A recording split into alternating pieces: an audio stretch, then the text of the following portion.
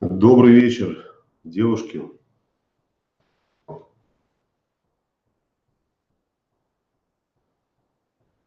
Добрый вечер. Как вы меня видите и как вы меня слышите?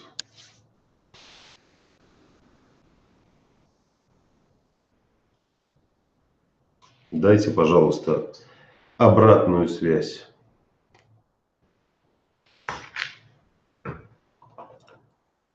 Отлично.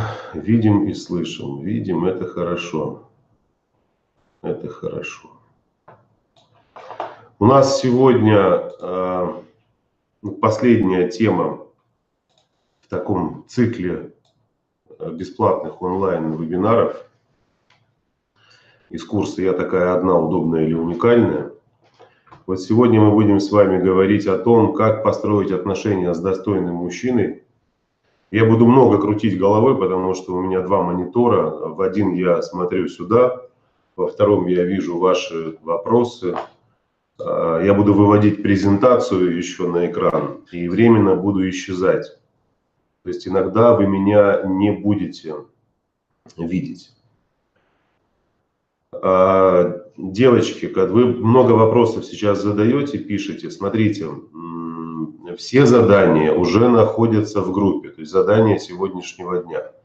Девушки уже начали их выполнять, то есть вы присоединяйтесь и выполняйте. Те девушки, которые оплатили курс «Я женщина» и сейчас уже могут присоединяться к выполнению заданий, заходите в группы и начинайте выполнять их.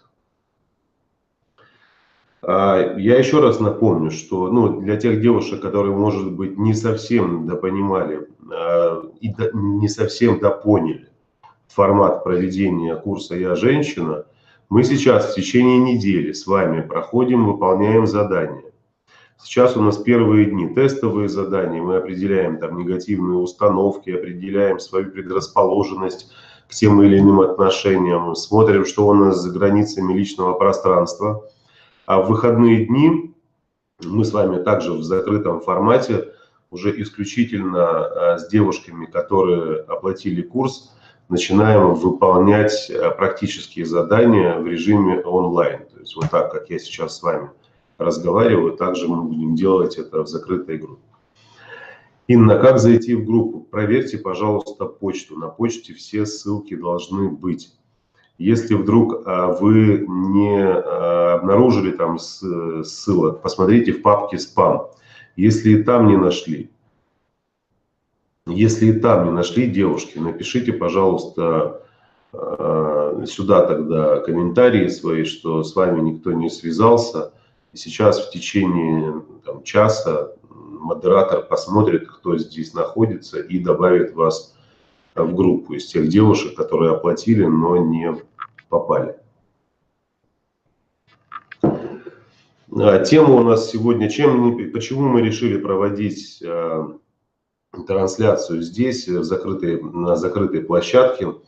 Во-первых, мы таким образом минимизируем проникновение неадекватных персонажей, которые постоянно появляются в эфире, грубят, хамят, оставляют там неприличные комментарии, пытаются навести какую-то суету и отвлечь девушек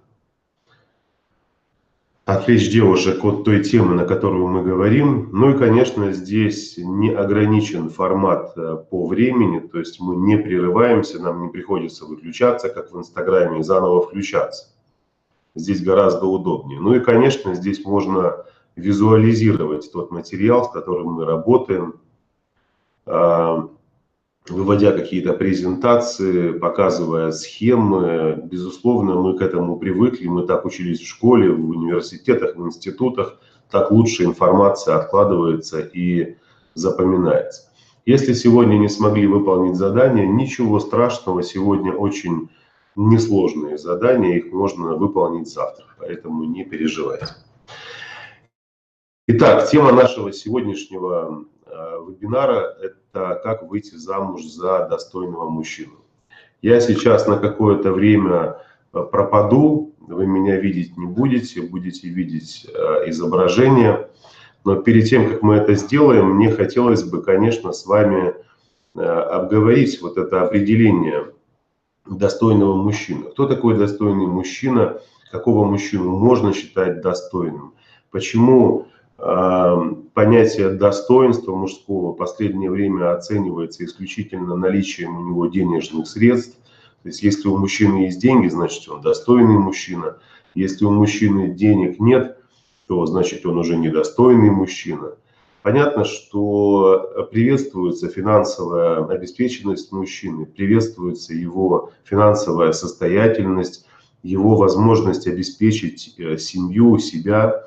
И, безусловно, создавать семью мужчина должен в тот момент, когда он понимает, что в любой момент, если его жена забеременела, либо не смогла работать или не может работать по каким-то причинам, он должен понимать, что я абсолютно готов и способен перекрывать вот эту финансовую составляющую для того, чтобы в семье не было нужды. Но для того, чтобы это делать, не обязательно быть миллионером, можно быть абсолютно хорошим профессиональным специалистом в своей области и зарабатывать нормальные деньги для того, чтобы жить со своей семьей. Поэтому называть достойными тех мужчин, которые много зарабатывают, мы не можем, потому что среди них очень много подлецов, людей, которые не соответствуют вообще статусу мужчины, каким образом они заработали эти деньги, много их у них, это не важно.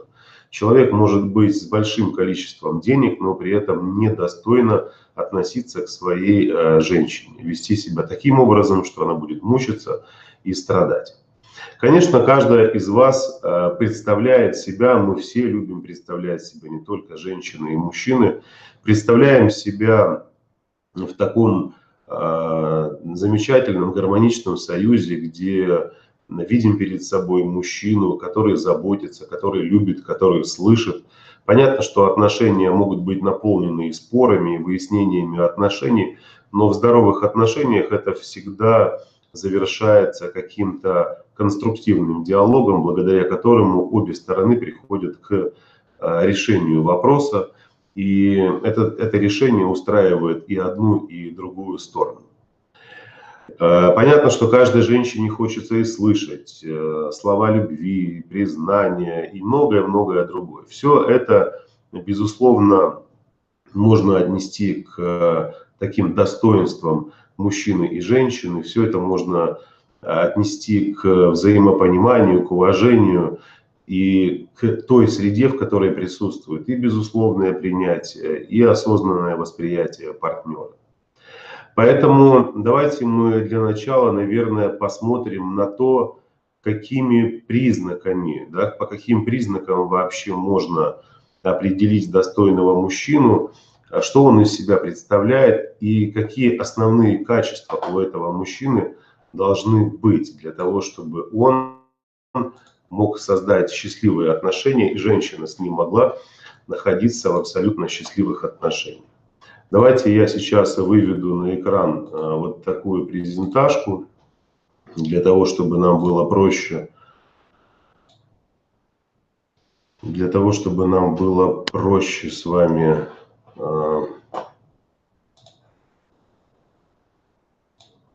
разбираться во всем. Итак, давайте мы начнем. Как выйти замуж за достойного мужчину? Что это за представитель такой, где он живет, какими он обладает качествами? И начнем мы с вами с признаков достойного мужчины.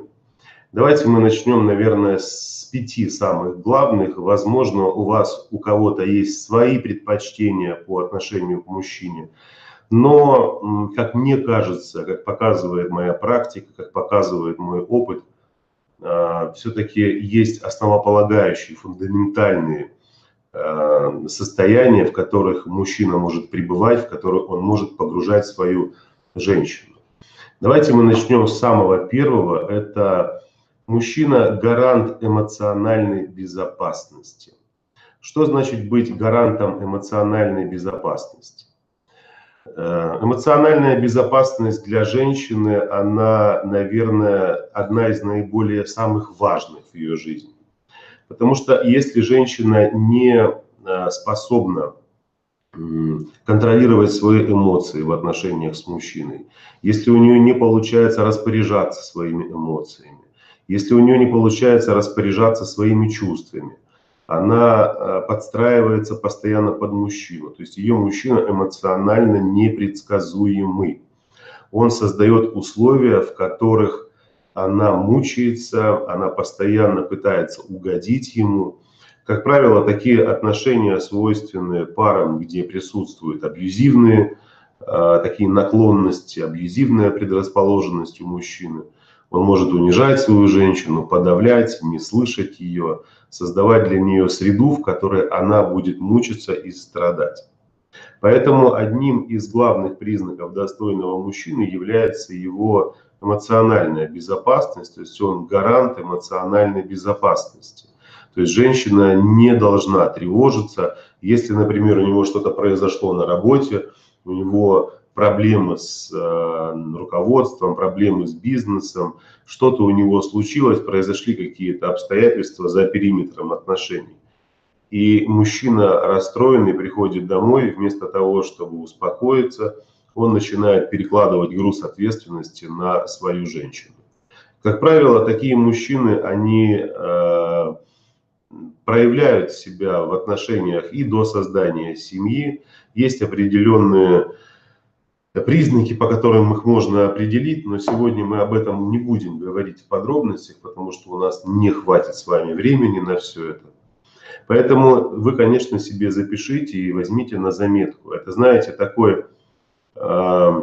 такие вещи, на которые необходимо обращать внимание в момент знакомства с мужчиной по мере развития отношений.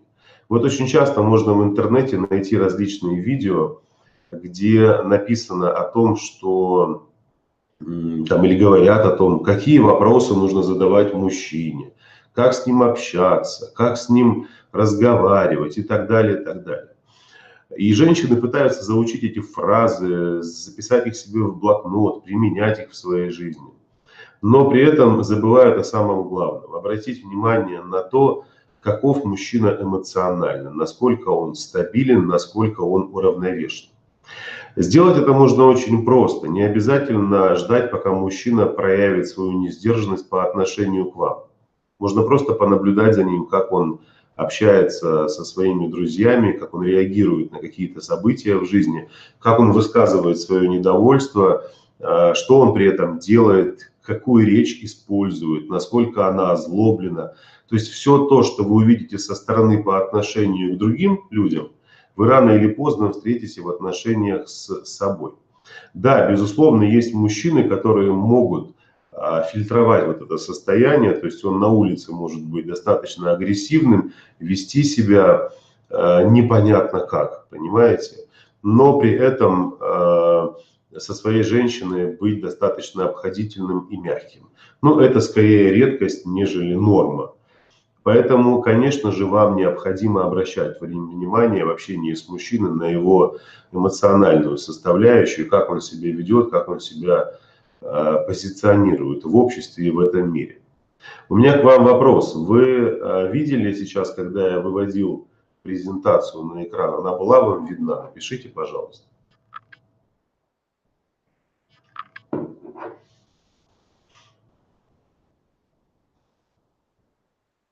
Или не пришла? Так, презентация была видна. Хорошо, хорошо.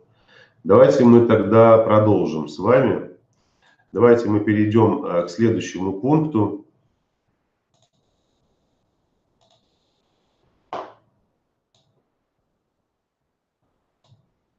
Перейдем к следующему пункту. Это гарантии финансовой безопасности. Да, то, о чем мы с вами начали говорить в самом начале. То есть, безусловно, мужчина должен понимать и осознавать, что я в общении с женщиной несу за нее ответственность. В принципе, и женщина отчасти несет финансовую ответственность в семье.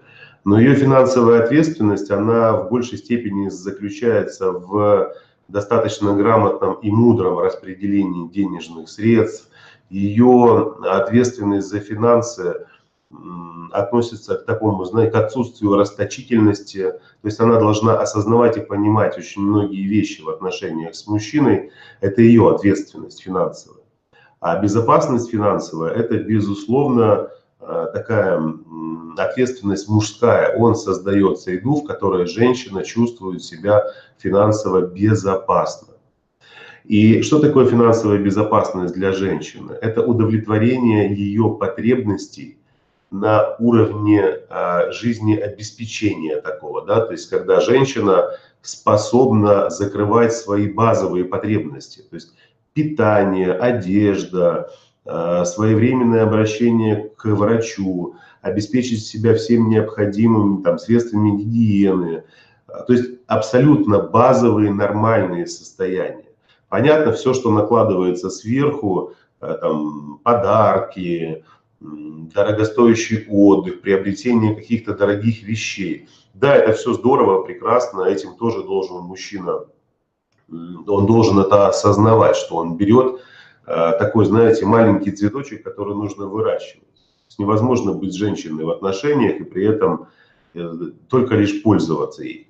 Это очень несправедливо, это очень неправильно по отношению к женщине, поэтому здесь, конечно, редко можно встретить мужчин, которые это не понимают, но по какой-то причине, уже там, находясь в семье, в семейных отношениях, многие мужчины забывают об этом, считая, что женщина, она все-таки такой, знаете, один равный элемент мне. То есть вот я сильный, и значит и она такая же сильная. И я очень часто говорю о том, что отсутствие финансовой безопасности в семье, то есть там, где женщина вынуждена пахать, там, где женщина вынуждена быть равноправным содобытчиком с мужчиной, начинаются очень сильные проблемы,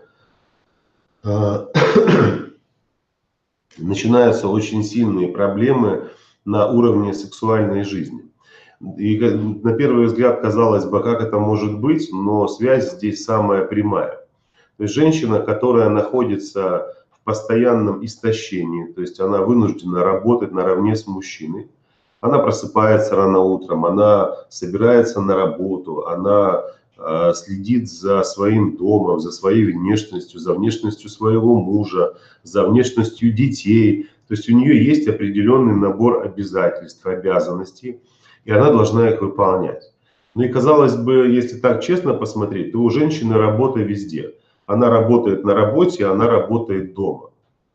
И когда женщина истощается, у нее, безусловно, начинается определенное отторжение их сексуальной близости. То есть она может уставать, она может подвергаться вот этому физическому истощению и избегать близости с мужчиной. Не потому, что она не хочет его. Да, она-то хочет, но у нее просто сил уже нет. Ей нужно выполнить массу задач, от которых зависит настроение в доме. То есть удовлетворенность мужчины, детей, как я выгляжу. И когда мужчина не понимает этого, то есть он видит в своей женщине равноправного партнера, она начинает ломаться. То есть женщина, работающая на износ, она не может быть полноценной женой. У нее не получается этого. Но по какой-то причине многие женщины боятся обсуждать эти вопросы, задавать эти вопросы мужчине в период ухаживания. Да? То есть как ты видишь нашу с тобой жизнь. То есть ты бы хотел, чтобы я была твоим равноправным партнером на работе, или ты бы все-таки хотел видеть менее работающую женщину, которая просто развивается, занимается собой, занимается каким-то любимым делом, но при этом еще и оставляет какие-то силы на семью, на тебя и на детей. Безусловно, здесь опять, если мы откатимся назад в финансовой составляющей, мы с вами поймем, что мужчины, многие могут говорить о том, что ну, сейчас времена тяжелые, ты должна понимать это. И на этой фразе опять можно остановиться. Тогда тебе рано создавать отношения. То есть смотрите, здесь все должно быть справедливо. То есть я хочу отношений, но у меня нет такой возможности, я не тяну семью.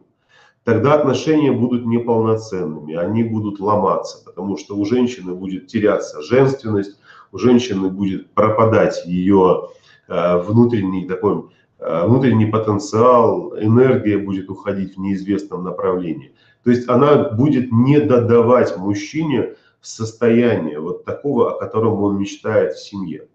А мужчина не понимает этого и подталкивает ее постоянно. Давай, давай, ты должна. Да она-то, может быть, и хотела бы, но у нее не получается. И когда вот мне приходится работать с семейными парами, мы затрагиваем эти моменты и действительно понимаем, что те же проблемы в сексуальной жизни, они напрямую пересекаются с финансовыми проблемами. Они напрямую пересекаются с эмоциональным состоянием. То есть все здесь друг друга дополняет. Представляете себе, женщина, она выкладывается, работает, пашет как лошадь. При этом она не может себе позволить потратить заработанные деньги на какую-то понравившуюся ей вещь, потому что эти деньги нужно распределить там на нужды всей семьи, нужды мужа. Это здорово, это прекрасно, это замечательно. На то вы и семья, чтобы совместно что-то делать. Но если женщина постоянно чувствует ущемление определенное, она начинает конфликтовать. Она мужчину своего воспринимает как конфликтоген. То есть он для нее является источником конфликта, даже если он молчит. Почему? Потому что у нее всегда накапливаются неудовлетворенные потребности. И так как она неосознанно видит человека, который не способен их удовлетворить, она начинает внутри возмущаться. Где-то становится более придирчивой к мужчине, где-то пытается с ним выяснять отношения даже там, где не надо этого делать. А почему это происходит? Она-то свои функции выполняет, а он не выполняет. И справедливо, справедливо. Требовать от нее чего-то можно? Ну, конечно, можно. Но прежде чем требовать, нужно создать условия. Поэтому мы сейчас описываем нормального мужчину, это не космический мужчина, а обычный. Он живет у вас в городе, он живет, возможно, на одной улице с вами. Поэтому не переживайте за это, что вы его никогда не найдете. Найдете обязательно. Давайте мы сейчас пойдем дальше, перейдем к следующему пункту. Будем так переключаться иногда.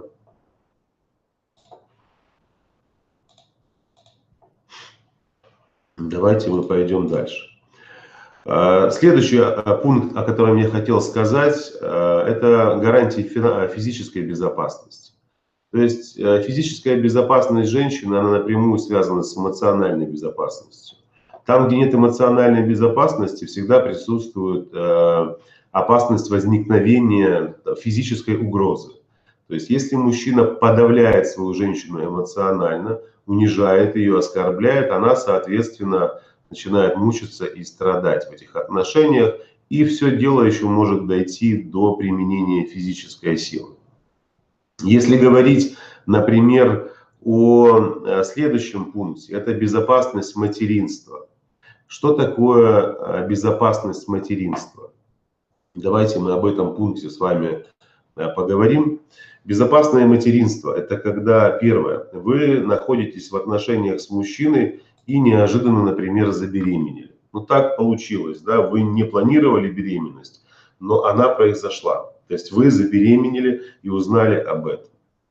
Мужчина, узнав о такой прекрасной новости, воспринял ее как не прекрасную новость, а как какую-то шокирующую новость. Он может сказать вам: мы пока не готовы к рождению ребенка, давай повременим, сделаем аборт. У нас еще нет квартиры, у нас еще нет работы, у нас еще нет чего-то. То есть мы опять, возвращаясь к финансовой безопасности, понимаем, что отсутствие способности мужчины обеспечить жизнь способствует тому, чтобы вы взяли еще и убили своего ребенка. Понимаете? То есть, опять же таки, казалось бы, все так просто, да? Ты создаешь семью, но какую ты семью создаешь, с кем ты создаешь? С мужчиной, который не способен защитить тебя финансово, это опасные отношения. В таких отношениях женщина часто разрушается сама.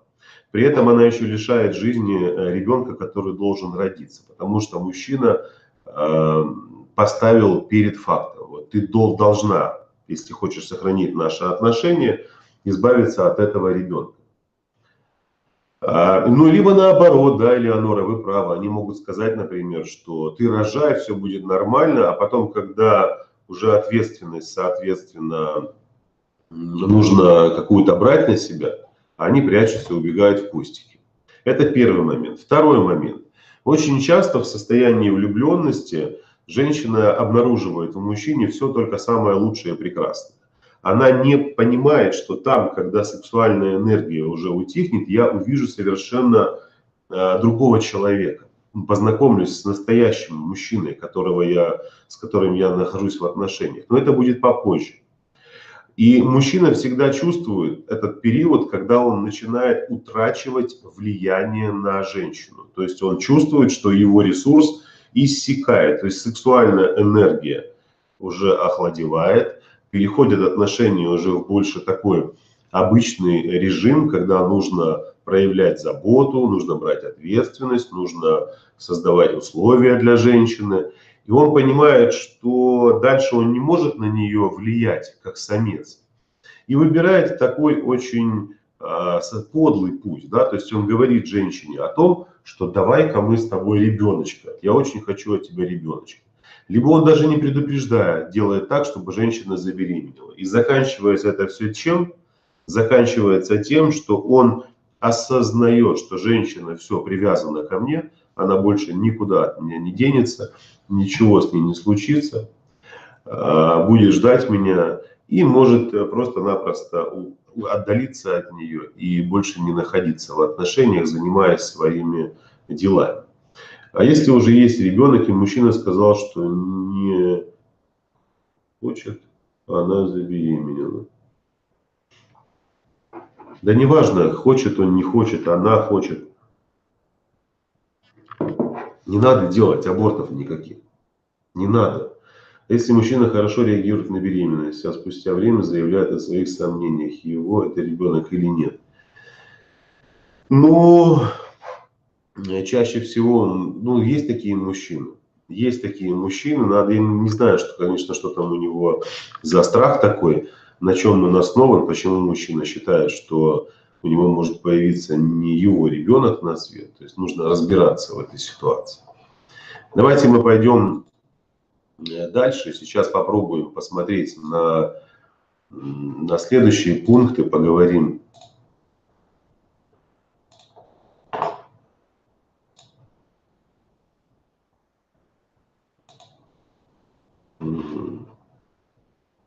Ну, понятно, что здесь мужчина гарант душевного наполнения. Также сюда можно отнести гарантии сексуальной безопасности, дописать. Я один пункт упустил. Вот. И душевное наполнение, сексуальная безопасность. Это все, безусловно, да, хорошо, вы сейчас можете сказать, ну и ладно, Марк, ты тут рассказываешь нам признаки достойного мужчины, где его найти и так далее. И будете абсолютно правы, потому что нужно говорить как-то более детально и конкретно. Мы сейчас перейдем к такому детальному обсуждению. Но прежде я бы хотел, чтобы вы посмотрели на следующий слайд и написали в комментариях ответы на вопросы, которые вы видите. С каким мужчиной вы были в отношениях? То есть ваш прежний мужчина, кто он? Это был бабник, который изменял, гулял, уходил от вас, приходил к вам, разрывал отношения, потом вновь начинал отношения. Это был мужчина, с которым вы встречались, жили вместе долгое время, сожительствовали с ним. Но жениться он не хотел, не захотел на вас жениться. Это был тиран, абьюзер, то есть он унижал вас, подавлял, пренебрегал вами, набрасывался где-то, бил вас, применял физическую силу. Это был алкоголик, наркоман, игроман. Это был безответственный мужчина, слабый, ленивый, который не хотел работать, брать на себя ответственность. Это был альфонс, который жил за ваш счет и не работал. Это был маменькин сыночек, у которого мама была на первом месте. Ну, либо ваш вариант. Да, то есть с кем вы были в отношениях, то есть какие мужчины вам встречались в жизни, то есть кто эти люди, какие мужчины вам попадались в жизни. То есть это может быть не один мужчина, вы можете описать даже тех, которых вы чаще всего встречаете. То есть какова предрасположенность ваша, какие персонажи в вашей жизни. Бабники, вот эти мужчины, тираны, абьюзеры, алкоголики, безответственные, альфонсы, маменькины сыночки. Что это за персонажи были? Напишите, пожалуйста, в комментариях.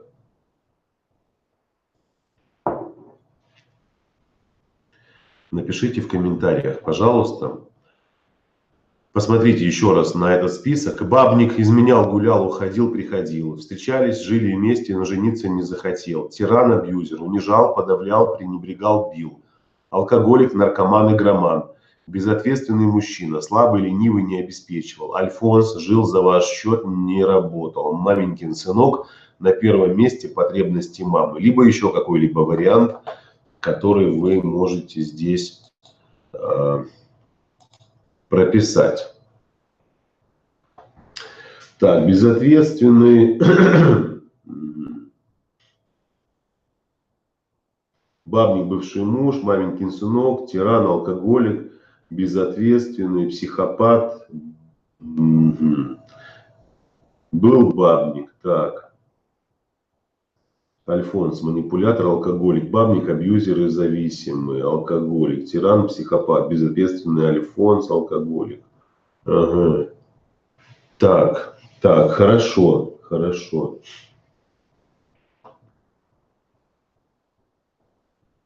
Безответственный, выпивал, да еще и игроман был.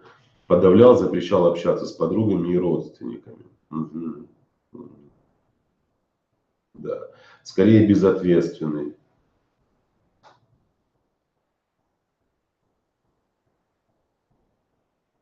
Хорошо, хорошо. То есть почему я задаю такие вопросы? Почему я дал вам на выбор этот список? Смотрите, если вы сейчас зайдете в YouTube и там вобьете, например, как выйти замуж за достойного мужчину, там появится очень много предложений различного характера. Но вы нигде не встретите информации, которую мы сегодня с вами разбираем. Она есть, да, кто-то и делится тоже, но это большая редкость. Если она есть, то она не такая популярная, как информация о том, как пойти в ресторан, где сидят богатые мужики, как одеваться, как подмигивать им и как выглядеть. То есть я почему задал эти вопросы? Потому что если в вашу жизнь пришли эти мужчины, если они появились в вашей жизни, значит вы их каким-то образом притянули к себе. Это может быть все, что угодно. Это может быть образ мыслей ваших, это может быть ваши поступки, ваши действия, манера общения, манера реагировать на что-либо в общении с мужчиной, манера позиционировать себя в общении с мужчиной. То есть вот эта предрасположенность, она, знаете, как группа крови. Вот есть человек с первой группой крови, с первой положительной, и невозможно этому человеку перелить какую-то другую, да, то есть он должен соответствовать. Он должен соответствовать. Резус-фактор. Не получается, извините, будем искать того, который нам подходит. Вот этот резус-фактор внутренний, он всегда присутствует у женщины. Он формируется в детские годы. И вот с этим уже готовым резус-фактором вы приходите в отношения с мужчиной и начинаете искать его под себя. То есть вы свой внутренний запрос сформированный начинаете транслировать в мир мужчин. И на этот внутренний запрос они откликаются. То есть логически вы понимаете, что это ненормально. Мужчина должен быть совершенно другим. Он должен быть ответственным, любить, защищать, оберегать. Но по какой-то причине в жизнь вашу приходят совершенно иные мужчины. Вас это безусловно не устраивает. Мало того, что не устраивает, вас это еще и разрушает очень сильно. Вам это не нравится. И каждый раз вы, расставаясь с мужчиной, думаете о том, что следующий будет другой. Но следующий приходит, и он какой-то такой же самый. Приходит еще после него, и он со своими какими-то причудами. И ты начинаешь сидеть и рассуждать, думаешь, что ну, наверное, нормальных мужчин не осталось. Как выйти замуж за достойного мужчину? Почему он не попадается мне? И здесь вопрос другой нужно задавать себе. Как мне себя подготовить к отношениям с достойным мужчиной? Почему? Потому что до тех пор, пока я с собой не поработала, пока я не изменила эту предрасположенность. Мы сейчас дальше еще будем говорить, я вам визуально покажу, как это выглядит все. Вот эти отношения жертвы, агрессора, преследователя. То есть, пока я не проработаю все это, пока не избавлюсь от этой предрасположенности, рассчитывать на встречу с достойным мужчиной не получится. Потому что, смотрите, человек такое создание, что если, например, мы возьмем высокообразованного человека, интеллигентного, грамотного, и поместим его в общество маргиналов, поместим его туда, на остров, там, где находятся самые настоящие отморозки. Рано или поздно, как бы он ни старался быть там интеллигентом, для того, чтобы выжить, ему нужно будет приспособиться под те условия, в которых он находится. То есть приобщиться к требованиям социума. Так вот, или наоборот, да, взять человека необразованного, такого хамовитого, интеллектуально неразвитого и поместить его на остров с очень воспитанными людьми. То есть пройдет какое-то время, и этот человек тоже будет вынужден подстроиться под отношения. Вот общение мужчины и женщины, они в принципе по такому же принципу и развиваются. То есть есть женщина, которая, например, об общении с мужчиной, с нормальным, с абсолютно нормальным мужчиной, сама того не понимая, обладая этой предрасположенностью к отношениям, где она страдает, мучается, где изменяют, где ее недолюбливают, она как бы провоцирует мужчину на его неадекватное поведение. И нормальный мужчина, он как бы что может сделать? Он может уйти сразу. А мужчина, который постоянно на грани, то есть он тоже контролирует себя, чтобы не сорваться, работает над собой, он начинает срываться. Он начинает срываться и превращается в мужчину, который вам не нравится. То есть даже несмотря на то, что в вашей жизни им может и встретиться нормальный человек, эта предрасположенность всегда его немножечко будет прогибать. То есть вы будете ломать эти отношения. Давайте мы сейчас посмотрим на следующий слайд и попробуем сейчас понять, каким образом все-таки формируется эта предрасположенность. Как вы попадаете в такие отношения, да, то есть почему вы оказываетесь именно в них, почему ваш мужчина, вот тот самый, ну, может, я грубо выражусь, бабник, там, хотел сказать засранец, ну ладно. Вот один из этого списка. Как попадаете в такие отношения? То есть как формируется предрасположенность к таким отношениям? И здесь, конечно, нужно вернуться в наши детские годы, нужно вернуться в отношения родителей, в отношения мамы и папы и посмотреть на то, каким образом сформировался этот внутренний запрос. То есть девочка могла жить в семье, где ее эмоциональные потребности не удовлетворялись. Не были удовлетворены эмоциональные потребности ребенка. То есть ее запрос на отношения с мамой, с папой, с бабушкой, с дедушкой в социуме был всегда достаточно таким емким и стабильным. Но отклик на этот запрос был не очень стабильным. Ну, давайте, вот, чтобы нам было проще понимать, о чем мы будем говорим мы, да, давайте я нарисую даже здесь. Хорошо, здесь можно еще и рисовать. То есть, давайте я буду рисовать некрасиво, потому что делаю это мышкой. 100%, да, маленький ребенок, вот у нас есть шкала эмоциональная. Запрос ребенка по эмоциональной шкале равен 100%. То есть маленький малыш должен удовлетворять свой эмоциональный запрос в общении с мамой и с папой. Это любовь, это принятие, это эмоциональность, чувственность, это тактильность, это какой-то аудиальный посыл, то есть словесные, речевые какие-то формулировки, подчеркивающие, что ты мой самый хороший, ты моя самая любимая, ты моя самая замечательная, как я рада, что ты у меня есть. И отношение такое же, это тактильность, безусловно. То есть это целый комплекс мер и действий, и поступков со стороны родителей, которые доводят запрос ребенка до полного удовлетворения. Если же запрос вот такой, а он удовлетворяется, к примеру, там, на каких-то 30%, да, на каких-то 30%, то есть, соответственно, ребенок формирует что? Эмоциональный голод. Он голодает, ему недостаточно тех эмоций, которые он хотел бы получать в отношениях с родителями. То есть, ну, вот хотел бы много, а получает мало. Давайте пойдем дальше. Давайте пойдем дальше. Ребенок не принимался таким, какой он есть. То есть для того, чтобы получить любовь мамы и папы, он должен был соответствовать каким-то требованиям. То есть родители его любили не просто так за то, что он есть, а за что-то. То есть любовь надо заслужить, так как, например, хорошую оценку в школе. Любовь надо доказать, то есть надо доказать право, что тебя можно любить. Безусловно, каждый раз, когда ребенок находился вот в таких отношениях обусловленных, где его не принимали таким, какой он есть, у него также формировался эмоциональный голод на безусловное принятие.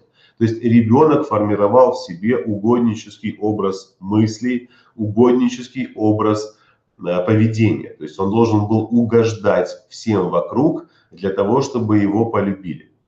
Это следующий пункт из того, из формулировки, даже не из формулировки, следующий пункт, у меня уже язык заплетается, видимо, к концу всего этого курса нашего «Удобно или уникально». Следующий пункт, в котором мы можем увидеть, как формируется вот эта предрасположенность к отношениям, где женщина страдает и находит в себе недостойных мужчин. Мы уже сказали частично о том, что дефицит ласки, любви и нежности формирует вот такой повышенный запрос, да. И, кстати, девушки, которые вот в таких условиях живут, где их недолюбили, недоласкали, где они были недолюбленными детьми, они всегда остро реагируют на появление мужчины в своей жизни. К большому сожалению, но это факт. Заслуживал любовь у значимых близких. Тоже об этом я частично уже сказал. Или ребенка обижали. То есть к ребенку применяли повышенную строгость, излишнюю строгость. Возможно, где-то били даже его, применяли к нему физическую силу. Ребенок мог страдать в семье, терпеть несправедливость в отношениях, например, между братьями и сестрами. Либо ребенок мог видеть несправедливость отношения других родителей к детям своим и несправедливое отношение своих родителей к себе. Либо ребенок воспитывался в семье, где пытался спасти такие дисфункциональные отношения родителей, разваливающиеся, да, то есть они распадаются, а ребенок там был таким смягчающим звеном, буфер такой, раз и смягчает все. Был свидетелем насилия в семье, папа обижал маму, изменял, уходил, грубил, либо был алкоголиком, либо употреблял наркотики, либо был безответственным. Вот из этого списка, что вам знакомо из вашего детства? Здесь, кстати, очень важный момент. Бывают ситуации, когда дети растут в хорошей семье, где родители любили друг друга, но они так сильно любили друг друга, что у них не было времени любить своего ребенка. Были все в себя погружены. То есть, что из этого списка вы можете отнести к себе? Что относится к вам? Давайте мы в комментариях напишем.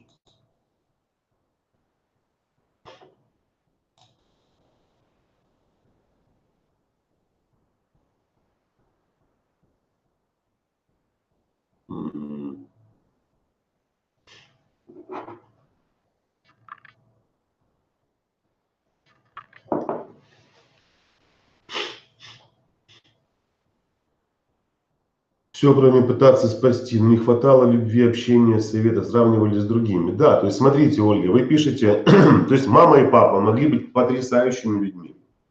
Они любили друг друга, у них все было хорошо. Но достаточно было начать ребенка сравнивать, например, либо недолюбить его. Все, не обращали внимания, алкоголь. Отец бил мать, не могла выражать эмоции открыто, заслуживала любовь. Да. Да. Мгм.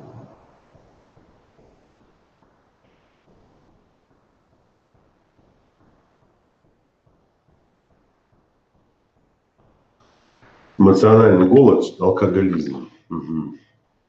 Хорошо, хорошо.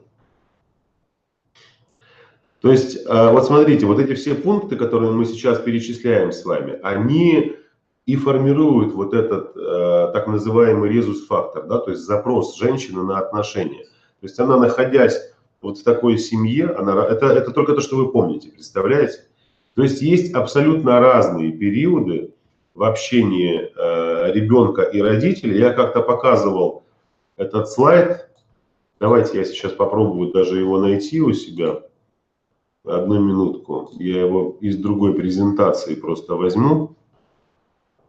Если вы подождете, то я сейчас его обязательно найду. И покажу вам, просто чтобы это было наглядно. Буквально одну секундочку, пожалуйста. У меня масса.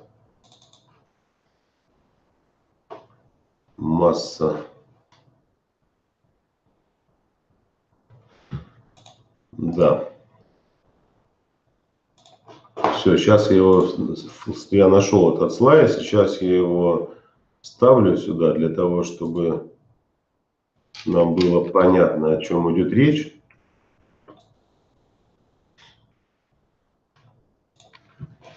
Немножко некрасиво он будет выглядеть, но ничего страшного. То есть давайте я сейчас вам покажу этот слайд, и вы будете понимать, как это на самом деле выглядело в ваши детские годы.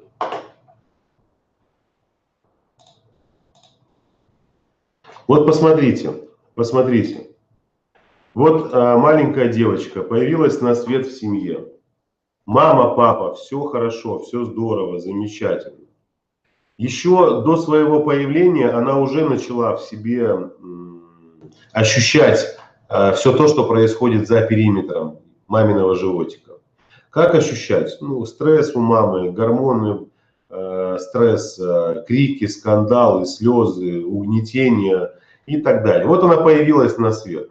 Ее появление, вот этой малышки, оно могло быть очень ожидаемым. А даже если она неожиданно появилась, ну, забеременели неожиданно, в любом случае ей могли быть рады. То есть посыл: мы рады, что ты у нас есть. Вот эта малышка могла приниматься безусловно, а могла не приниматься. Мама с папой могли выяснять отношения. Вот это могла видеть девочка маленькая. Вот эта девушка уже начинает применять свои знания, полученные вот здесь и вот здесь. И вот это тоже. То есть каждая из этих девочек применяет полученный опыт. То есть у этой опыт небольшой, у этот уже более значительный, у этой уже достаточно значительный опыт. Я уже не говорю про вот этих девушек. Да? То есть у каждой из них есть свой опыт взаимоотношений с миром, с близкими людьми и, соответственно, с мужчинами, которых они притягивают в свою жизнь. Все те состояния, в которых вот эта девочка находилась в детские годы, все, что было запрограммировано вот здесь, в ее головке, она будет транслировать вот здесь. Понимаете? В ее жизнь будут приходить люди с такими же эмоциями, с такими же сценариями, с такой же предрасположенностью. То есть взрослый человек будет воссоздавать картинки прошлого.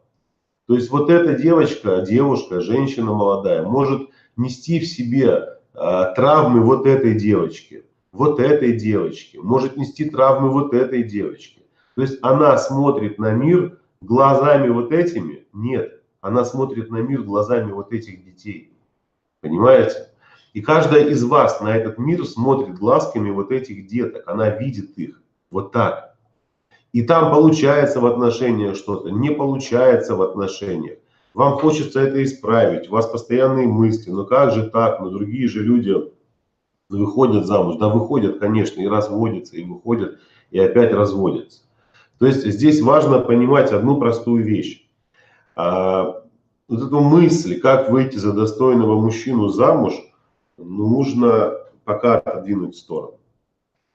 Как мне стать той самой женщиной, у которой поменяется запрос на мужчину? Бессознательный запрос. То есть, что мне нужно сделать, чтобы в мою жизнь не приходили люди, с которыми я буду страдать?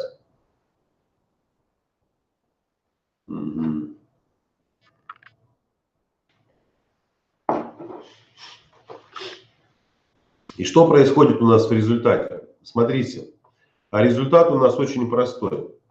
Результат очень простой. Я сейчас открою следующий слайд.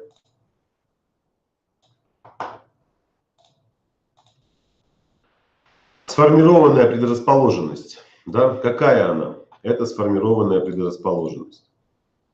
Очень простая. Вы оказываетесь либо в созависимых отношениях, где мужчина алкоголик, наркоман, игроман. И в таких отношениях контроль партнера является основным способом взаимодействия. Не построены личностные границы. Нет своего психологического пространства и присутствует борьба за доминирование в отношениях. Доминирование имеется в виду попытки все-таки обозначить свою привязанность, нужду, жажду в любви, в нежности и в ласке. То есть здесь человек не может насытиться, он не умеет жить для себя. Здесь партнер живет для другого. Здесь она мучается, страдает, спасает алкоголика своего.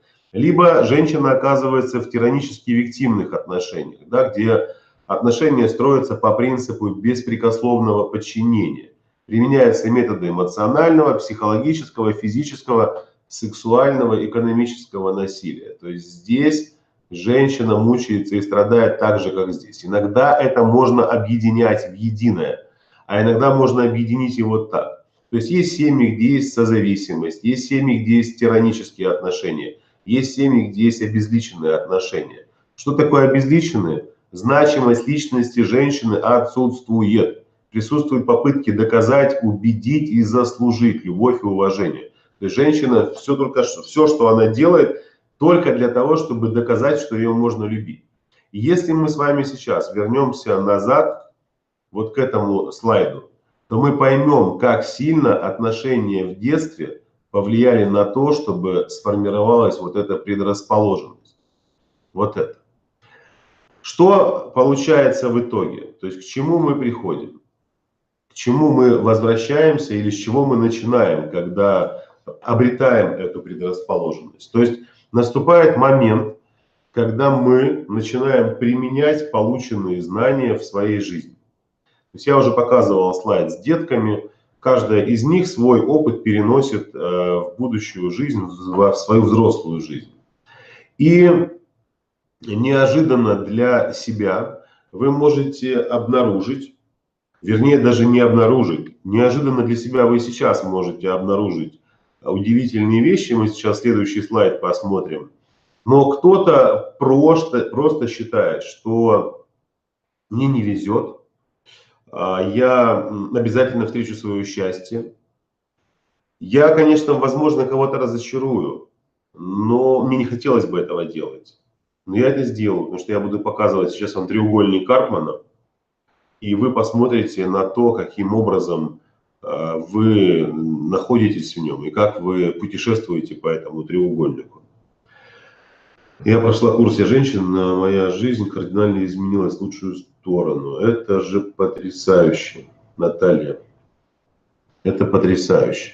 То есть у нас сегодня, да, курс стартовал, уже девочки начали себе менять многие. То есть они уже себя меняют, уже работают над собой. То есть вот все, о чем я сейчас говорю, мы этим занимаемся у нас на курсе «Я женщина». Да? Но прежде чем мы дойдем до этого, прежде чем я расскажу, как вы можете себе помочь на этом курсе, как избавиться от всего, давайте мы перейдем к следующему нашему слайду.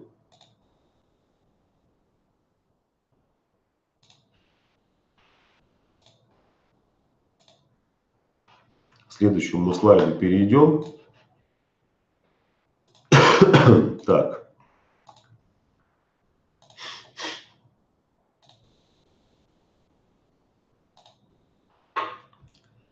Вот он наш дорогой, замечательный и удивительный треугольник. Тот самый треугольник Карпмана, в котором находится абсолютно каждый человек, который прожил и приобрел определенный опыт детских лет, принес его с собой в свою взрослую жизнь. Почему? Да потому что там в детские годы, когда вы были маленькой девочкой, вы формировали себя как личность. И уже в отношениях с родителями вы могли быть в роли жертвы. Вы могли страдать, мучиться, вот это было ваше постоянное состояние. Вы могли быть в отношениях с родителями таким начинающим агрессором. Почему? Потому что родители вытесняли все ваши ценности, обнуляли ваши чувства, интересы, все, что вы высказывали, делали, пытались показать, все обнулялось. Ты сначала подрасти, потом тут умничай, ой, вырастешь, поймешь, ой, еще не доросла, кто-то такая, что ты мне советы давала. Мама, я хочу в лагерь, нет, ты пойдешь со мной смотреть, как, я не знаю, там растут одуванчики в поле. То есть ребенком постоянно набрасывались, его потребности не удовлетворялись. На первое место всегда ставились потребности значимых взрослых, а потребности ребенка, чувственные, эмоциональные, отодвигались на задний план. Соответственно, эта девочка выросла. Внутри она испуганный ребенок, внутри она очень травмированный ребенок, внутри она очень хочет любить, но боится открыться этому миру. И поэтому на ее лице всегда присутствует вот такая маска. Либо она, будучи жертвой, встречает мужчину вот с такой маской, либо она в роли агрессора встречает мужчину вот такого, слабого, которого можно пинать, либо мужчину, который никогда не может угодить ей. Она могла быть в детстве спасателем, спасать родителей своих, спасать отношения. Она могла видеть, как мама спасает отношения. То есть, например, давайте мы возьмем такую ситуацию. Вот вы маленькая девочка, да, выросли, но привычка быть спасателем в отношениях, она все-таки сохранилась до сих пор. И вот, например, ваш папа, который любит пить спиртное, он напился и побил вашу маму, или толкнул ее, или обозвал. Ваша мама, жертва, звонит вам, дочери своей, и говорит: как мне это надоело, я больше не могу, 30 лет терплю это, да сколько же можно? И плачет, плачет, плачет, плачет, плачет, плачет. Что происходит? Вы из спасателя по отношению к маме превращаетесь в жертву по отношению, в агрессора по отношению к папе. То есть превращаете папу своего в жертву. И давайте на папу своего кричать: да как ты надоел, да когда ты успокоишься, да-да-да-да-да-да-да, и так далее. То есть перемещение по этому треугольнику, оно всегда имеет такую предрасположенность. Да, то есть мы имеем предрасположенность перемещаться по нему. То есть да, есть отношения, то есть не отношения, есть ролевые установки преобладающие. То есть вы можете находиться в отношениях, где... Давайте я сейчас включу свой этот. Например, вы на 80% жертва, на 10 агрессор и на 10 спасатель. Вот вы страдаете в отношениях с мужем-алкоголиком. Он вас может бить, унижать и так далее, и так далее. В какой-то момент вам все это надоедает. Вы хватаете сковородку и на него, превращая его в жертву. А потом он кричит: не бросай меня, я без тебя погибну, я без тебя сойду с ума. И вы превращаетесь из жертвы агрессора в спасателя. Ну как же он без меня погибнет, как же я его брошу? Как же я от него уйду? То есть вот это путешествие, оно бесконечно. Выбраться оттуда, знаете, так, чтобы я сказала, все, я больше не буду жертвой, ну невозможно. Это нужно сделать со специалистом. Поэтому, когда я рассказываю девушкам о том, что приходите на курс, давайте мы проработаем это. То есть, а здесь еще границы личного пространства, они же все стерты. Они же все стерты, их стерли все. То есть мама не контролирует свои границы по отношению к дочери, муж не контролирует, друзья.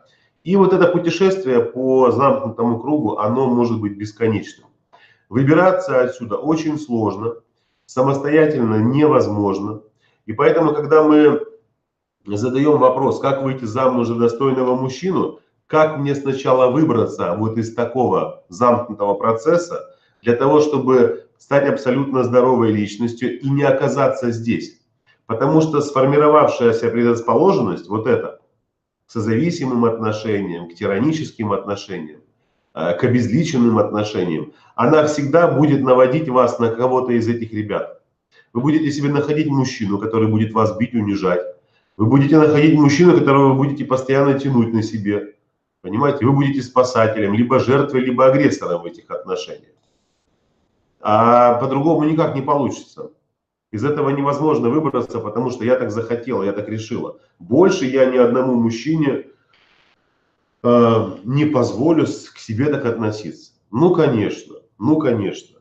Вы-то не позволите, с одной стороны, а с другой стороны позволите. Почему? Да потому что ситуация очень простая.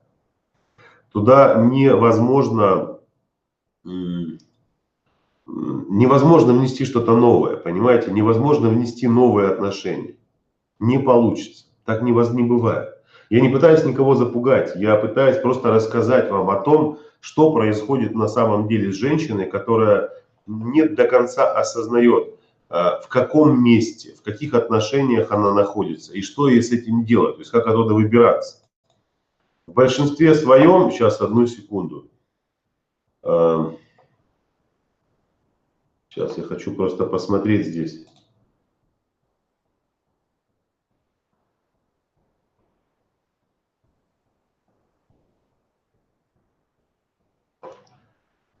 Хочу посмотреть.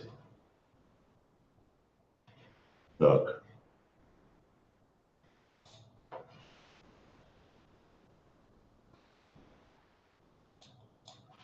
Куда-то у меня подевались.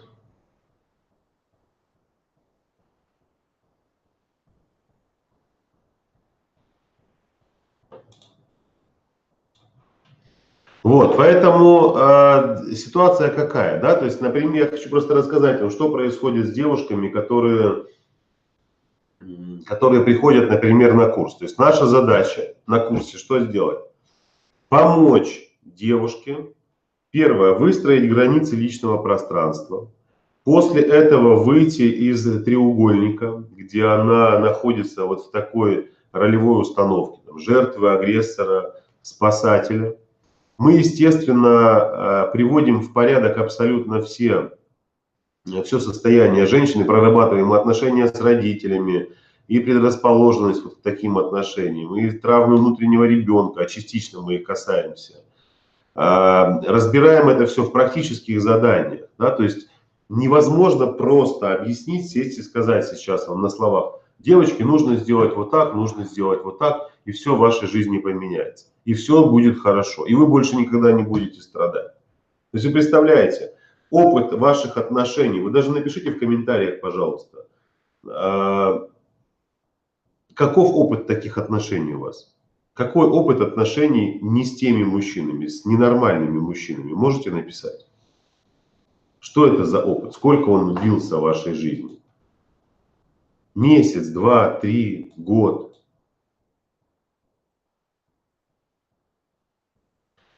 Светлана, никуда пока расставаться не надо. Вот в том-то все и дело. В том-то все и дело. Иногда бывает так, что вы приобретаете иную форму, то есть вы становитесь другой, у мужчины нет варианта, он начинает меняться. И он начинает меняться. Понимаете? Я никогда никому не говорю: идите расставайтесь. До того, пока вы не поработаете над собой. Потом примите решение. Потом будете принимать решение. Я могу сказать так. Девочки многие приходили на курс, кто-то пришел с конкретной мыслью расстаться с мужчиной. То есть я хочу уйти от мужчины. Мой мужчина бессовестный, бестолковый, я его ненавижу. Приходят на курс, проходят его и понимают, оказывается, что проблема-то в мужчине есть. Но во мне-то проблем не меньше. И может быть я поработаю над собой, и тогда каким-то образом отношения начнут меняться. Может что-то произойдет, и они правда меняются. У кого-то меняются, у кого-то нет. Но наша задача на курсе не наладить отношения с мужчиной, а помочь женщине прийти в себя, повысить ее самооценку, проработать ее травмы, проработать ее предрасположенность, помочь ей с границами личного пространства, рассказать ей о том, как строятся отношения с мужчиной, как эти отношения с мужчиной развиваются в браке, там, когда вы уже внутри. Мы помогаем проработать отношения с мамами, да, то есть потому что отношения с мамой – это очень важная составляющая часть жизни женщины. Если у вас не проработаны отношения с мамой, это катастрофа. У вас не получится создать отношения с мужчиной. То есть если есть обиды на маму, если есть злость, если есть чувство вины, если нет сепарации с мамой психологической, отношения с мужчинами всегда будут катиться в пропасть, потому что вся та энергия, которую вы должны тратить на себя, на свои отношения, вы отдаете, не понимая того, своей маме, возможно, своему папе, пытаясь угодить им, понимаете, доказать им что-то, неся ответственность за их эмоции, неся ответственность за их неудовлетворенность личной жизнью, то есть неся ответственность за их выбор. Это очень важно понимать. Если этого нет, если сепарации нет, если вы до сих пор живете угоднической жизнью, даже в общении с родителями, о каких отношениях с мужчиной вы говорите? Вы хоть во все рестораны сходите, самых достойных мужиков найдите, вы не сможете с ними общаться. Не сможете с ними общаться.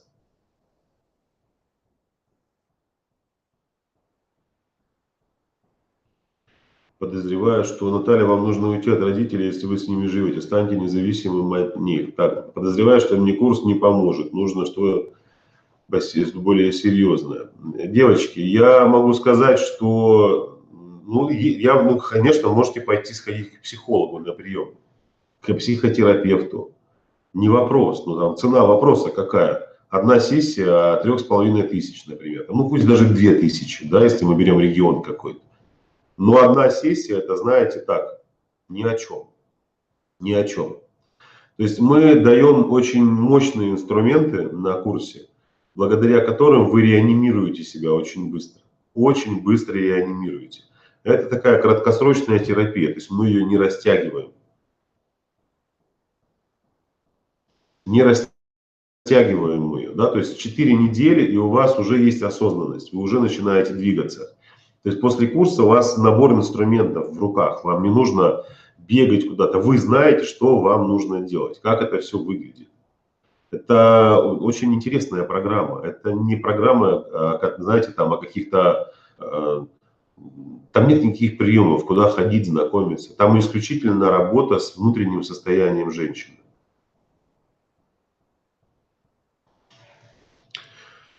Уже последние дни курса душа откликнулась. Но на курсе очень много материала действительно полезного. Он невероятно глубокий материал. И к нему нужно быть действительно готовы. То есть прийти, знаете, там на курс и сказать о том, что я пришла для того, чтобы вы за меня что-то здесь сделали. Нет, нет. Вы сделаете все сами за себя. Просто мы даем вам эти инструменты, а вы делаете. И все будет хорошо. То есть сегодня курс стартовал, то есть сегодня вы еще можете попасть, еще стать участницей курса, у вас есть возможность такая. Я вам даже могу показать, как это делается, да, чтобы у вас не было вопросов, я вам покажу сейчас, как это все делается. То есть мы сейчас сидим и смотрим на меня, да? Вы меня видите. Вот он, я перед вами сижу. Вот здесь есть... Вы меня видите сейчас, девочки, или не видите?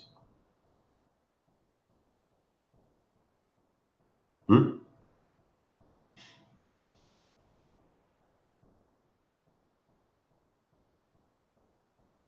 Вот я вам показываю картиночку. Видите, здесь кнопочка есть под видео. Получить бонусы. Получить бонус. Вы нажимаете на эту кнопку. Нажали на нее. И попадаете вот на такую страничку. Здесь вы заполняете данные. Вот здесь. Например, Анна. Пишите. Номер телефона Анны. Плюс 7 495 22 там, или 00000. И электронная почта. 644 10 11 собачка. Ну, вы свою почту сюда, соответственно, вводите. И нажимаете на кнопочку «Получить бонус». Все. Нажали на кнопку «Получить бонусы». Вас перебрасывает на сайт курса. Здесь вы копируете вот эту штуку, вот этот промокод. Вот этот промокод. То есть вы берете его, выделяете, скопировали и нажимаете «Оплатить курс». Попадаете на сайт курса. Вот сайт курса. Вот программа курса здесь. Сейчас я вам покажу.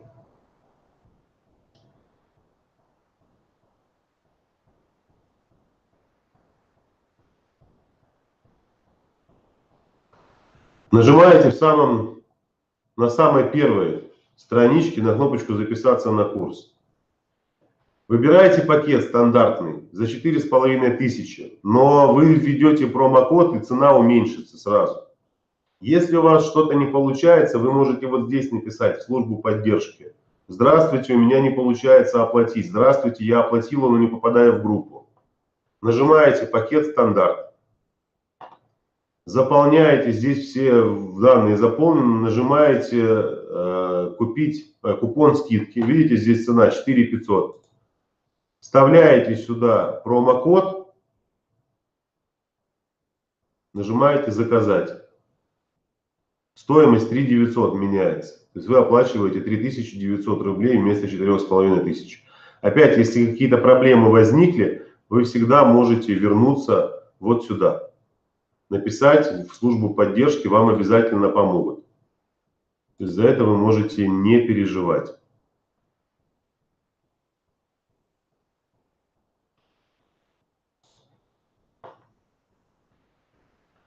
Я надеюсь, вы увидели, да, как и куда нужно переходить, если вы хотите попасть на курс.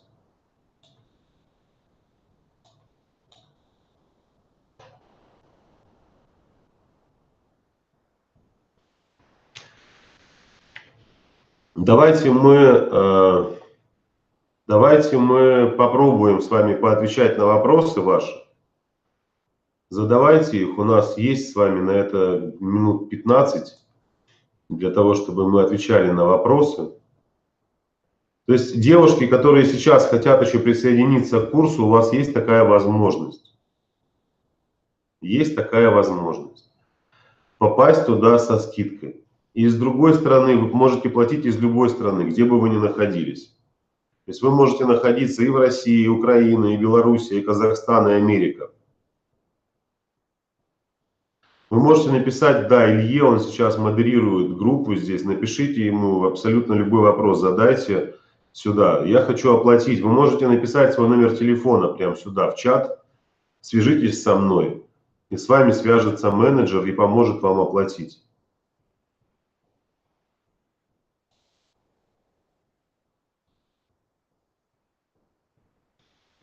А курс «Я трансформация», он не нужен вам без первого курса.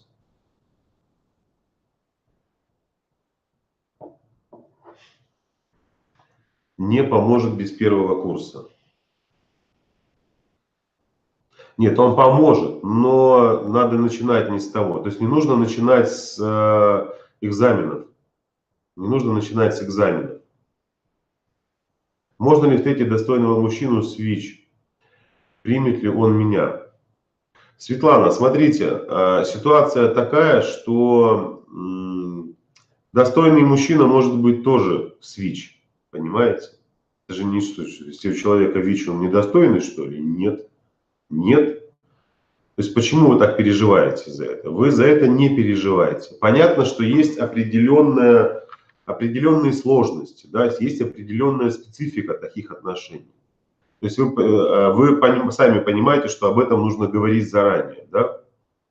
И не каждый мужчина готов на ранней стадии взаимоотношений принять такую новость. Это сложно. Это сложно. Но при этом я могу сказать, что очень много мужчин нормальных, достойных, у которых тоже есть ВИЧ. И есть мужчины, у которых нет этого вируса, но при этом они, возможно, построили бы отношения с вами. Поэтому вы не об этом не думаете. Нет, нужно думать не о том, что у вас внутри.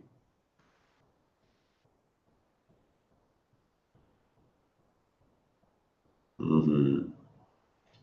Да, то есть вы, безусловно, можете спасать своего мужчину дальше. Вы написали, как перестать быть спасателем в отношениях. Поработать над собой. Вот я сейчас скажу вам, просто перестаньте. Вы перестанете? Нет. Нужно обрести и научиться абсолютно новому поведению.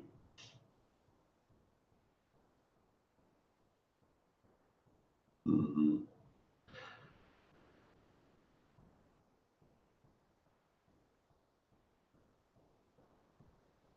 Так.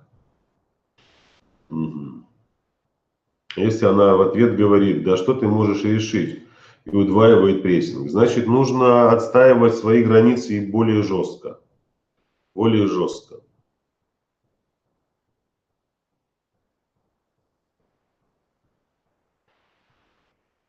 Можно ли будет начать курс по трансформации, если я еще на курсе «Я женщина»? Нежелательно, нет, нежелательно. Здесь многие девушки мне пишут о том, что девушки многие пишут с просьбами перенести, сдвинуть немножко по времени курс «Я трансформация», там другой наш курс. Вот. Но я не знаю, мы этот вопрос на обсуждение выставим, чтобы перенести его там на неделю, на две, например, чтобы после майских праздников, да, то, что мы девочки начали писать, ой, Марк, мы оплатили курс, а майские праздники, как это так, а может давайте мы подвинем его, поэтому посмотрим, мы на обсуждение вынесем это с девочками, которые уже оплатили его. На курсе мы работаем с нейроассоциациями, на курсе мы работаем с нейросознанием, на курсе мы работаем с личными границами, с треугольником Карпмана, на курсе мы работаем с негативными убеждениями, смотрим, как они запускаются нами в нашу жизнь, как они формируют сценарий нашей жизни.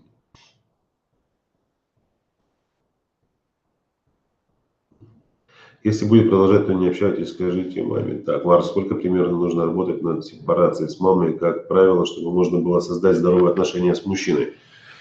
Ну, смотрите, ситуация такая, что, например, многое зависит от того, как выглядит отсутствие сепарации. То есть, чтобы вы поняли, давайте я сейчас, Анна, попробую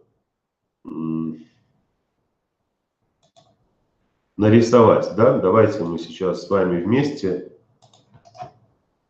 посмотрим на то, как выглядит сепарация. Сейчас я открою слайд и вместе с вами нарисую его. Побуду немножко таким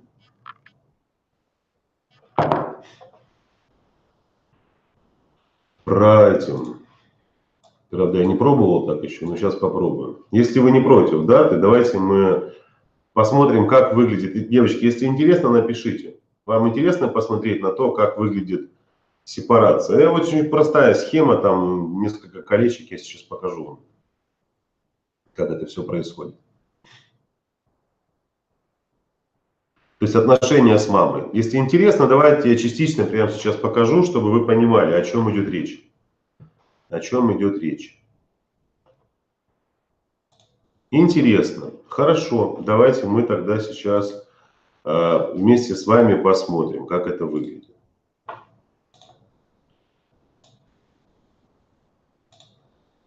Вот смотрите, я буду здесь рисовать, да, для того, чтобы было нам проще ориентироваться. И мы сейчас с вами посмотрим на то, как это все выглядит. Вот давайте себе представим, что вот это ваша мама. Вот это ваша мама. Все, что находится вот здесь, внутри этого кружочка, это ее личность, это ее душа, это ее чувства, это ее любовь, это ее отношения с мужчиной. Вот все то, что она может впускать сюда, зависит от мужчины, который находится рядом с ней в отношениях. Давайте мы его, мужчину этого, с вами закрасим в какой-нибудь другой цвет. Вот это мужчина у нас будет.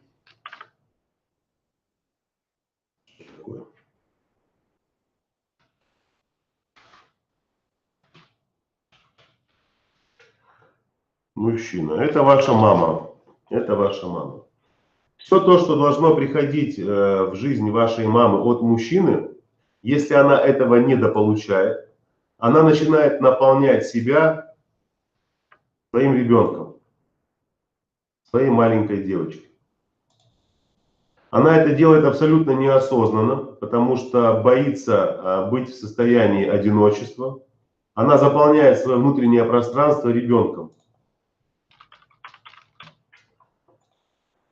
Естественно, когда ребенок взрослеет, мама начинает бояться, что если она покинет ее, папы-то уже нет рядом, а он может быть и есть, но отношения с ним уже абсолютно не такие, как ей хотелось бы. То есть отношения непонятные, дисфункциональные, деструктивные. То есть он что есть, что его нет на самом деле. И она заполнила все свое состояние ребенком, и теперь мысль о том, что девочка должна отойти от нее, то есть сепарироваться, вызывает у нее невероятное чувство страха. Это чувство страха начинает запускать ее деструктивное поведение. Она сама того не понимая, становится агрессивной, подавляет ребенка, унижает, упрекает, сомневается в способностях, в интеллектуальных, физических. Для чего? Для того, чтобы ребенок далеко от мамы не уходил, продолжал угождать ей, наполняя ее любовью. А если же мама выстроила полноценные отношения с мужем, с папой, эта связь выглядит примерно вот таким образом. Девочка выросла, начала уходить от мамы, создала свою семью, создала свои отношения, у нее есть свое психологическое пространство, у мамы свое с папой, она насыщает себя с ним, дочка, естественно, их вот, видите, соприкосновение, их объединяет любовь, нежность, родственные связи, но у девочки свободное пространство для отношений с мужчиной. А так как у мамы все с папой испорчено, ей страшно его выпустить, ребенка своего.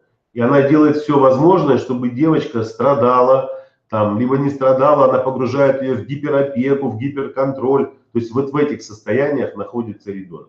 Наша задача с вами на курсе – вывести женщину за периметр, то есть создать вот такую комфортную среду, где у ребенка, то есть уже у взрослого ребенка будет свое пространство, то есть у вас, у женщины взрослой, а у вашей мамы свое. Но так как мама, не удовлетворенная отношениями с папой, еще умудрилась вас втянуть в эти разборки, вы и попали в этот треугольник. Вот в этот треугольник, где вы, ваша мама и ваш папа могут находиться в роли этих персонажей. Вы можете там быть агрессором, либо жертвой, либо спасателем. Не имеет значения. Не имеет значения. То есть и наша задача на курсе с вами привести вас в такое, знаете, состояние абсолютного комфорта собственным «я», когда вы руководствуетесь своими чувствами, где вы следуете своим чувствам, своим эмоциям. До тех пор, пока этого не произойдет, отношения невозможно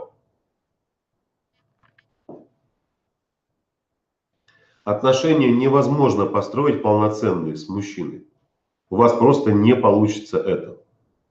Поэтому мне, конечно же, хочется, чтобы у каждой из вас появилась возможность наладить свою личную жизнь.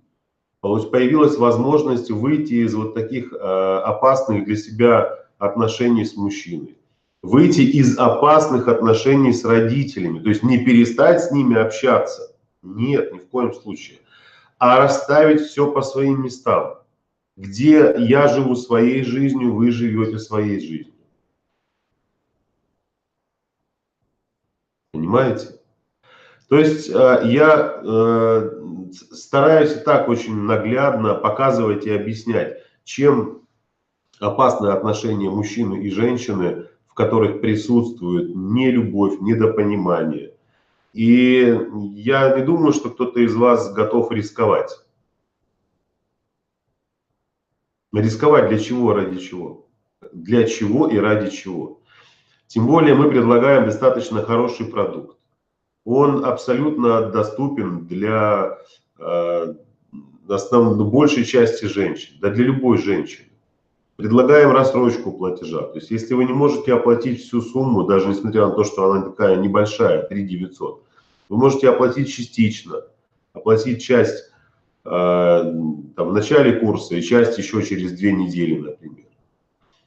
Со следующего курса мы будем поднимать уже стоимость, он не будет стоить уже 3900 рублей. Мы сделаем, она не будет сильно повышена цена, но все равно повысится. Все равно повысится. То есть он будет стоить 4500. Вроде бы не сильно значительно, но все равно будет подорожать.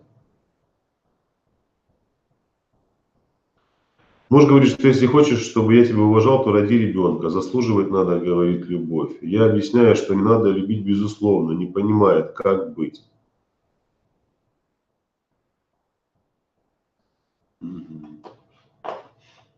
А как матриархат влияет на девочку, в будущем женщину? По-разному, по-разному. То есть здесь непредсказуемо все, Ольга. То есть вы можете найти себе мужчину, вы можете взять, например, пример с мамой, быть такой же, да? А может быть, например, наоборот. Вы примете все-таки убеждения папы своего. Его позиция вам будет близка. То есть он, например, мама была жесткой и властной, папа более мягким. И вы научитесь в общении вот с таким более мягким человеком. Вы будете выбирать себе мужчин по принципу папы, либо наоборот по принципу мамы. Здесь непредсказуемо все, нужно именно вашу ситуацию рассматривать.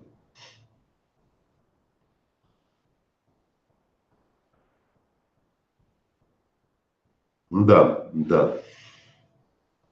Поэтому давайте мы еще раз, я вам покажу, каким образом можно попасть на курс, отвечу еще на несколько вопросов.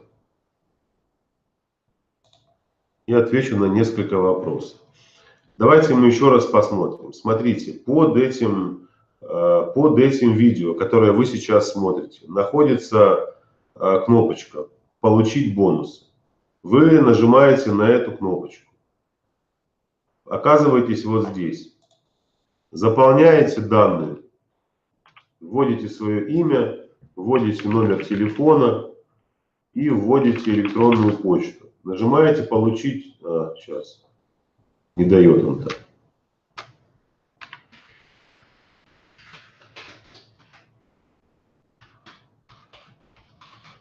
Вводите электронную почту. Нажимаете «Получить бонус». Переходите на страничку. Вот здесь копируете промокод. Скопировали промокод. Нажимаете «Оплатить курс по скидке». Здесь попадаете на страничку. Нажимаете «Записаться на курс».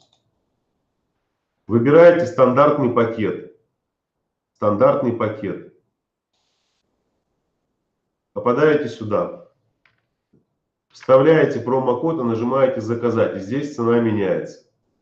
Здесь цена меняется. Нажимаете «Заказать» еще раз. И попадаете на страничку, где вы можете спокойно, абсолютно выполнить оплату любым удобным для вас платежом.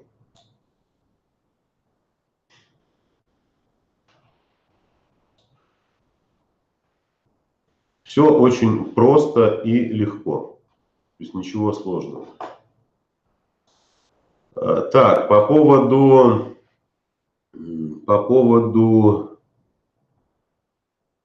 будет удалять группа и женщина, кто всегда успевал вовремя проходить. Группа еще будет существовать, не переживайте, не переживайте. После завершения курса еще 45 дней, ну где-то 2 месяца хранятся задания. В каких-то группах мы оставляем их еще на больший срок, поэтому вы за это не волнуйтесь. За это вы не переживайте. Поэтому я очень жду каждую из вас. Сегодня мы стартовали, еще сегодня вы можете попасть с нами, к нам в группу завтра утром и нагнать ее, и заниматься, и работать над собой. И работать над собой. Дочь выросла, 20 лет, живет отдельно, а у меня так отношения не складываются с мужчинами. Надежда, надо к нам, значит, вам. Надо разбираться, что происходит. Почему не складывались отношения с мужчинами, почему не получается.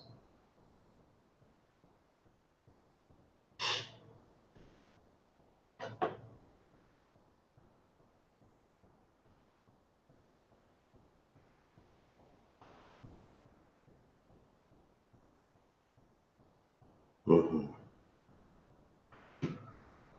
Уроки искусства быть первой приходят на почту. Вы можете здесь написать, вот сейчас, если Илья должен модерировать группу, он посмотрит и добавит, ну или отправит вам, либо еще раз продублирует на почту.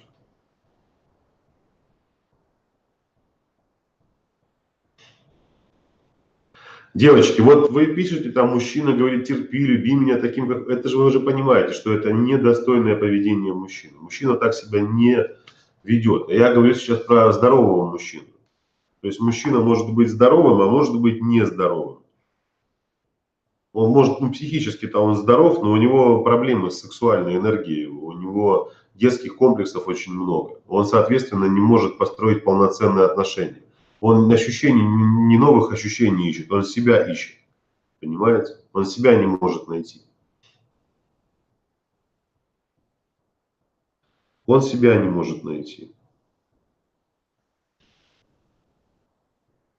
Возможно ли заново пройти все этапы отношений, если после моего ухода через 6 лет отношений он через некоторое время приехал и сделал предложение? Сейчас иногда встречаемся, кино, обедаем в кафе, секса нет. Возможно, почему невозможно? Если вы преобразитесь, я не имею в виду внешность, а поработаете над собой внутренне, конечно, можно. Как быть, когда живешь с мамой, и мама помогает с дочкой сидеть? У меня есть время на саморазвитие себя, фитнес-клуб, хобби и так далее. Пока няню нет возможности взять. Пока я в поиске достойного мужчины. Если ваша мама не нарушает границ личного пространства, у вас не абсолютно нормальные отношения, пожалуйста. Пожалуйста. Но в любом случае, возможны какие-то помехи.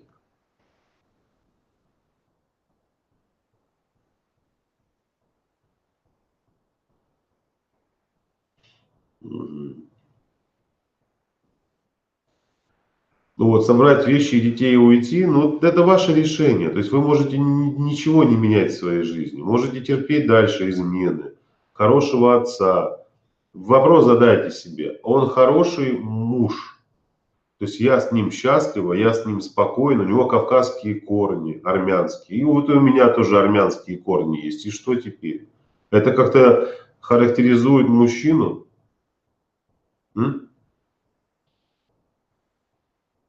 Никаким образом, никаким.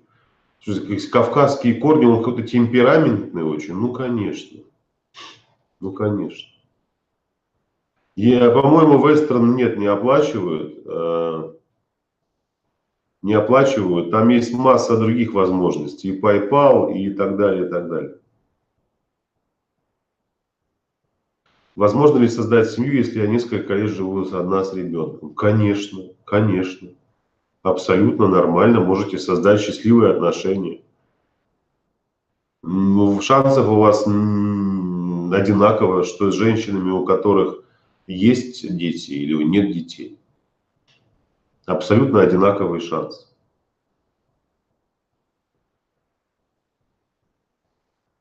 Поэтому вы не переживайте за это. Не волнуйтесь.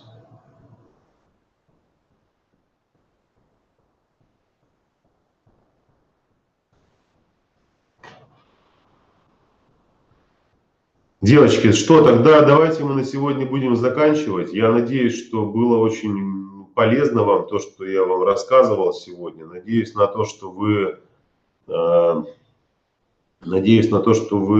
все-таки примете решение поменять свою жизнь. Придете на курс наш и начнете с завтрашнего дня, может быть, даже с сегодняшнего вы успеете еще сейчас зайти в группу и выполнить задание. Работать над собой. Поэтому принимайте решение. Ссылка, еще раз говорю, под этим видео. Нажмите на кнопку «Получить бонусы», и вы перейдете на страничку, где сможете получить промокод. Вам, Вероника, спасибо большое. Да, у нас был вебинар дочки матери на этой неделе и про лав. Очень много полезной информации, поэтому принимайте решение и приходите к нам на курс. Приходите на курс. Всем хорошего вечера. Любите себя, пожалуйста, берегите себя. Ни в коем случае не позволяйте себе страдать и мучиться. У нас одна жизнь. Нужно прожить ее так, чтобы вы ощущали себя счастливым человеком. Всем пока-пока и до скорых встреч. Жду вас на курсе. Пишите, оставляйте заявки, либо сразу оплачивайте. Менеджеры с вами обязательно свяжутся. Всем хорошего вечера и любви вам. Большой, чистой и безусловной. Пока.